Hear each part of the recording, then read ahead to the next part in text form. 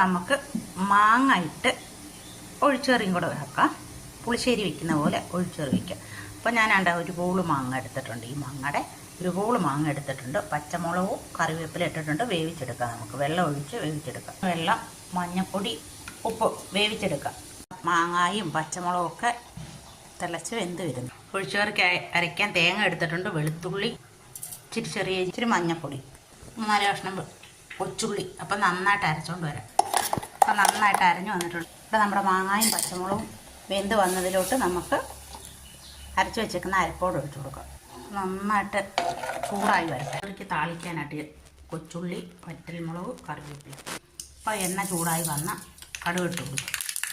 ഇനി കൊച്ചുള്ളി ഇട്ട് കൊടുക്കാം. അപ്പോൾ കൊച്ചുള്ളി മൂത്ത് വന്നപ്പോൾ വറ്റൽമുളക് ഇട്ട് കൊടുക്കും. വറ്റൽമുളക് ഒന്ന് ചൂടായി അത് മൂത്ത് വന്നപ്പോൾ കറിവേപ്പില ഇതിലോട്ട് ഒഴിച്ച് കൊടുക്കും. അപ്പം നമ്മുടെ കറി ഇവിടെ റെഡി ആയിട്ടുണ്ട്.